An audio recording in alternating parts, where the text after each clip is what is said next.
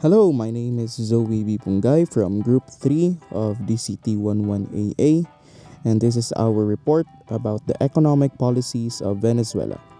This is our assigned country, Venezuela. Number 1, it has the world's highest waterfall, the Angel Falls.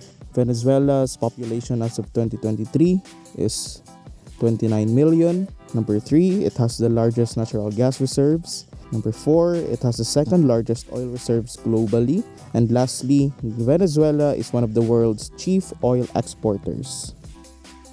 And here are the economic policies of Venezuela. The economic policy of Venezuela is monetarist. Monetarist means that it has a greater reliance on post-independence money printing by central banks. It is a policy of high inflation that taxes wages and savings. It affects the poor through higher consumer prices. It assumes that increased money quantity leads to inflation. These assumptions have led to a real decrease in money circulation. It has also decreased government spending on social services, and minimum wage becomes meaningless, meaning no one can live off it. And because Venezuela is one of the world's chief oil exporters, Venezuela is a petrostate. Petrostate means that governments develop unhealthy dependence on resource exports. This caused Venezuela's oil crisis. Oil remains dominant in Venezuela's economy for over a century. The decline of oil prices from 2014 to 2016 created a political and economic void. Despite increasing the prices, things are still terrible. And here are some indicators of Venezuela's oil crisis. Number 1 is oil dependence. In recent years, oil exports have financed almost 2/3 of the government's budgets. Estimates for 2024 place this figure slightly lower at 58%. Number 2 is falling production. The lack of proper upkeep and investments have caused oil production to keep going down, reaching its lowest level in decades. However, exports increased by some 12% in 2023, due in part to an easing of US sanctions on the country's oil and gas sector. Number 3 is soaring debt. Venezuela has an estimated debt burden of $150 billion or higher. Number 4 is hyperinflation. The annual inflation skyrocketed to just over 130,000% in 2018, and though it has since slowed, it remained at 190% in 2023 according to the central bank. These indicators, sanctions, and COVID-19 pandemic has caused shortage of basic items, and 50% of Venezuela's 28 million residents live in poverty. Here are Venezuela's gender inequalities. Venezuela had a score of 0.2, and it indicates 80% of gender disparity. Women are 80% less likely than men to have equal opportunities in political participation. In 2021, Venezuela was at the bottom 3 of the Gender Gap Index out of 26 Latin American countries. Reducing inequalities in Venezuela. Number 1, finding a formal job for Venezuela. Venezuelan women usually find their jobs opportunities through their networks like social media, friends, family, and migrant association. They found out that some women, particularly migrant women leaders, have sizable network. This network of friends, acquaintances, or social media groups help them to find work opportunities, in addition to helping resolve care-related issues. Number 2, protection from public ministry and other national. And strengthen institutional support and protection from public ministry and other national and local authorities responsible for prevention, protection, and response regarding Venezuelan women rights. Number 3, Venezuela and Colombian women leadership. Involve Venezuelan and Colombian women leaders in the public policy, design, and programming. The community-based knowledge of leaders will result in a better response addressing barriers to inclusion of women. Action through Ministry of Labor and Interior Secretary. increased action to prevent the risk of labor exploitation through the Ministry of Labor and the Interior Secretary at the local level and inform Venezuelan women about their labor rights widely with collaboration of CSOs engaged in the women's access to the labor market. Number 5. Prevention of women migrants. Discriminate information about assistance routes for victims of GBV and particularly trafficking and provide training to public servants through Ministry of the Interior and local institution. The information on the prevention of trafficking for women migrants is scarce. Creating more specific routes and communicating their existence will prevent many women from being victims of trafficking. Number 6. Formal hiring Venezuelan women with irregular permits.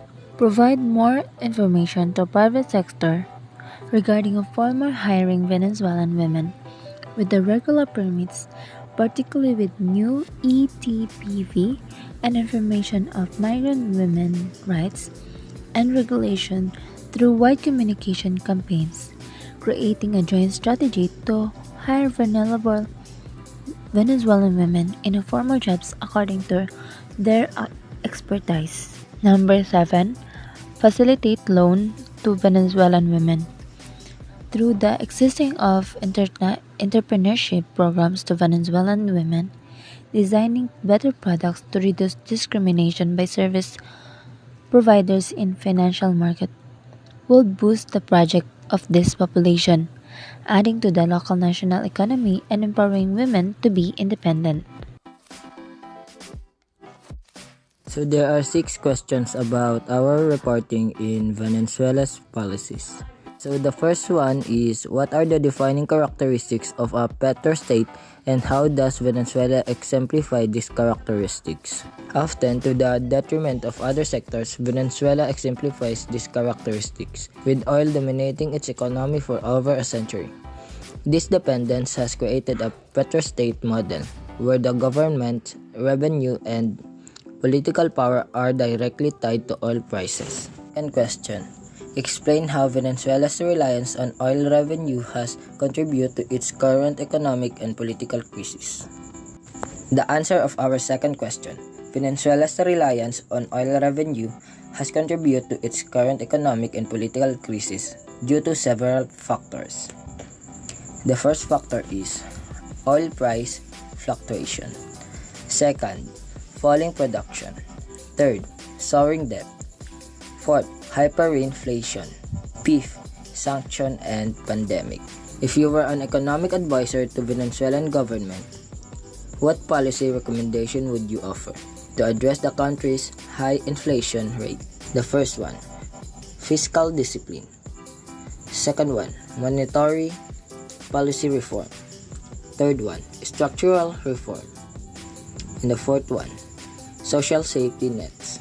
Our fourth question, compare and contrast the economic policies implemented by Venezuela's government before and after the decline in oil prices in 2014. What are the strengths and weaknesses of each approach? The answer of our fourth question, before the decline in oil prices in 2014, Venezuela's government implemented a monetarized economic policy. The first one, high inflation. Second one, decreased government spending. After the decline in oil prices, the government economic policies have been characterized by increased dependence on oil. Second one, limited economic diversification. The strength of pre-2014 approach were its focus on economic growth and development, while the weaknesses were its reliance on oil revenue and its failure to address inequality. The strength of the post-2014 approach include attempts to address the economic crisis and improvement. Fifth question. Evaluate the effectiveness of U.S. sanctions on Venezuela. Do they contribute to or hinder the country's economic recovery? Effectiveness of U.S. sanctions on Venezuela is a complex and controversial issue. Some argue that sanctions have contributed to country economic crisis, while others contend that they are necessary to pressure the government and implement reform. Last question. Design a plan for diversifying Venezuela economy to reduce its dependence on oil exports. What industries could be developed and what challenges would need to be addressed? The answer of our sixth question.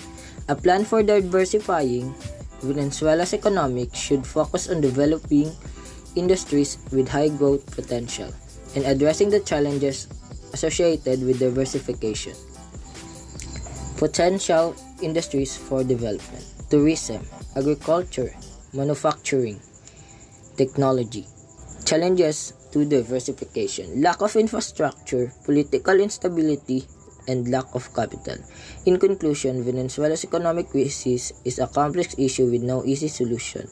The country needs to address its dependence on oil revenue, diversify its economy, and implement policy to address inflation and inequality. While U.S. sanction has a mixed impact, a comprehensive plan for economic diversification is crucial for Venezuela's long-term economic recovery.